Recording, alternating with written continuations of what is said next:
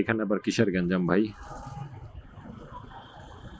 Police কেরাঞ্চি রাস্তা শিখাই দেয়, সেটা হচ্ছে আপনি ধরেন মিরপুর 14-13 এই সাইড থেকে আসতেছেন, অলমোস্ট আমরা চলে আসছি আমাদের গন্তব্যের পথে।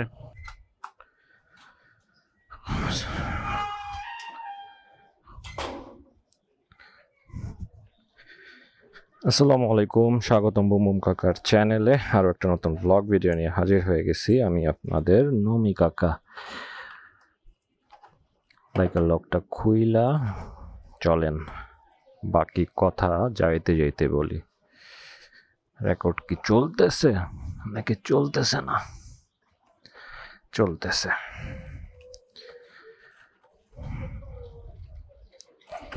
বিসমিল্লাহ।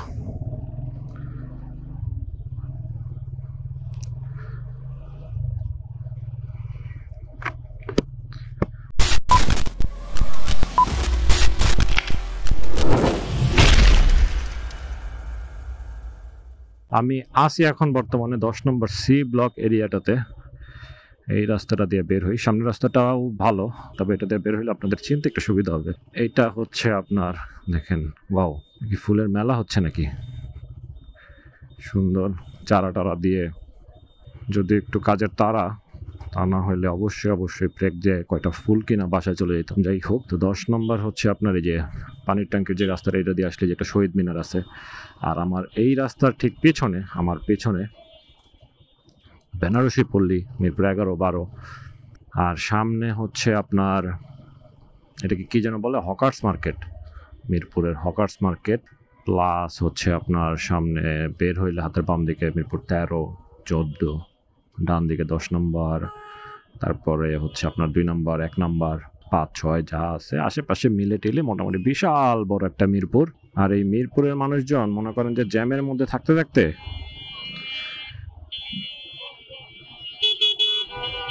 কিও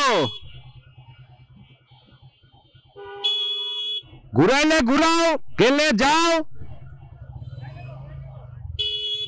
রাস্তার মধ্যে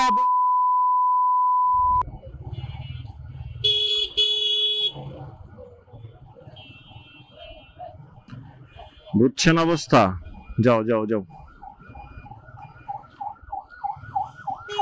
এই হলো হকার্সের এরিয়া, হকার্স মার্কেটের এরিয়া।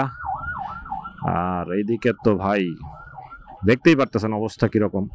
তো খালি তো শুধুমাত্র এইটা না, আশেপাশে এরকম অনেক ছোটখাটো মার্কেট, দোকান, শপিং মল, স্ট্রিট ফুড, এটা সেটা সব মিলে মিরপুরের মধ্যে মনে করেন যে মানুষজন খালি গিজ করে।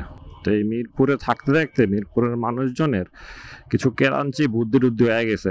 হ্যাঁ, তো যেমন এখন আমি আপনাদেরকে একটা কেরাঞ্চি বুদ্ধি দিয়ে একটা পথ শিখাই দিই। যারা হচ্ছে আপনার মিরপুর 10 নম্বর দিয়ে, দেখেন, তুমি এটা কই রাখলা?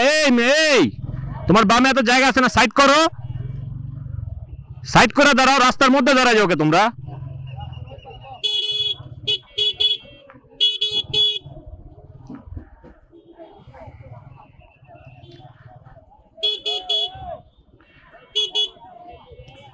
অটো রিকশার রাজত্ব চলতেছে, রাজত্ব।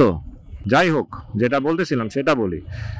সেটা হচ্ছে এই যে বললাম যে একটা কেরাঞ্চি রাস্তা শিখাই দিই, সেটা হচ্ছে আপনি ধরেন মিরপুর 14-13 এই সাইড থেকে আসতেছেন, কিংবা আপনি 12-11 এই পাশ থেকে বেনারসি পল্লীর ভিতর দিয়ে যদি এই রাস্তাটা চিনেন, মিরপুরের এই পাশটাতে বের হওয়ার জন্য যারা মিরপুর বিআরটিতে আসেন, আশা করি এই আশেপাশের রাস্তাগুলো কম বেশি চেনেন। তো মিরপুর 10 নম্বর হয়ে যদি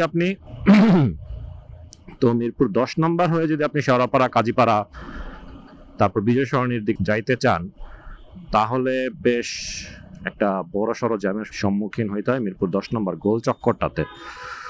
তো আজকে আমার চেনে বাড়ি খাইলো। যাই হোক, বলতেছিলাম যে আজকে একটা কেরাঞ্চি পথ শিখাইয়া দিই, যেটার মাধ্যমে খুব সহজেই এই জ্যামটাকে অ্যাভয়েড করতে পারবেন। সিগন্যাল কিন্তু জ্যামের চাইতেও বড় হয়ে যায় আর কি, ক্ষেত্র বিশেষে, তবে সবসময় একটা সিগন্যাল পড়েই থাকে। এনিওয়ে, তো এটা হচ্ছে মিরপুর একটু ইউটার্ন নিয়ে আইসা মিরপুর বিআরটি এর যে রাস্তাটা,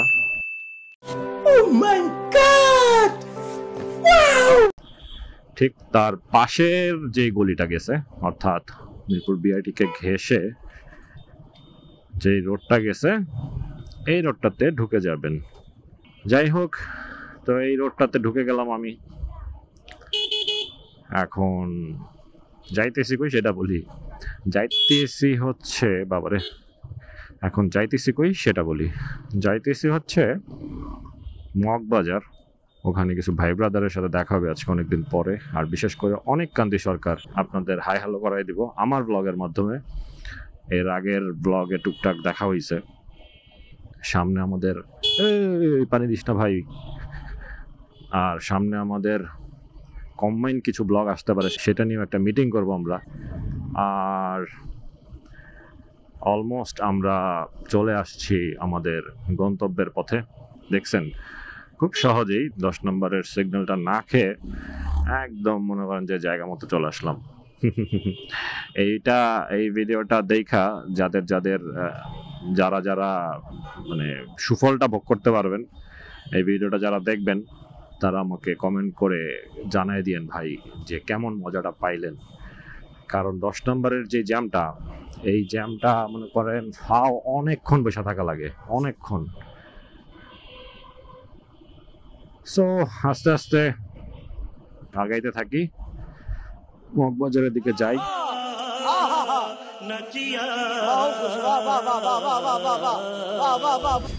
এই মগবাজারে এসে যদি সিগন্যালে এরকম জ্যামের মধ্যে বসে থাকা লাগে, তাহলে সুন্দর মতো এই যে এই গলিটাতে ঢুকে যাবেন। নাভানা টাওয়ারের একটা অ্যাপার্টমেন্ট আছে, এটার পাশ দিয়ে রোড। এই গলি দিয়ে সুন্দর করে এসে ডান দিক দিয়ে টপাক করে বেরোয় যাবেন। দেখেন এদিকটা মোটামুটি একটু ফাঁকাই আছে। এটা দিয়ে সোজা বেরোলে দেখবেন যে মগবাজার 4 রাস্তার মোড়। এবার বামে যাবেন না সোজা যাবেন সেটা সামনে গেলেই টের পাবেন। সো নিশ্চিন্তে যেতে পারেন, তবে এখন বেশি চাপ দেওয়া যাবে না। অটো মোটো ঢুকাচ্ছে।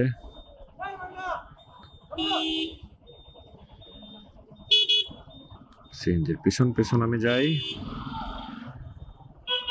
কারণ জ্যাম বাজানো যাবে না ভাই। ওই জ্যামের কারণেই এই সাইড দিয়ে আসছি। সো এই সাইডে আসার পর যদি আবার এদিক দিয়ে জ্যাম লাগায় রাখি বা রাস্তা আটকায় দিই, তাইলে বিপদ। এই কাজ করা যাবে না। সবাই যাইতে হবে, সবাই যাবে নিয়ম করে, আস্তে ধীরে রয়ে শোয়া যাবেন। ও সার্জেন্ট ভাই খুব অ্যাগ্রেসিভ। ওরে ভাইরে ভাই দিবে, এই যে দিছে। হ্যাঁ রে রে রে, উল্টা আইলো কে, একদম একদম। তবে ভাই ব্যাটারে ঘুরা যাইতে দিয়া দিলেই হয়তো ভালো হইতো, মায়া লাগে ভাই। আনফরচুনেটলি অনেক কান্তি সরকারের সাথে দেখা হইল না আজকেও। আপনাদেরকেও দেখাতে পারলাম না, আমার সাথেও দেখাতে পারলাম না। ডিরেক্টর মানুষ, কাজে হয়তো আটকায় গেছে। হ্যাঁ দাদু। মাসুদ মাসুদ মাসুদ আমার লুকায় থাকে বাইরে না। আল্লাহ হাফেজ দাদু। মাসুদ তুমি ভালো হয়ে যাও মাসুদ।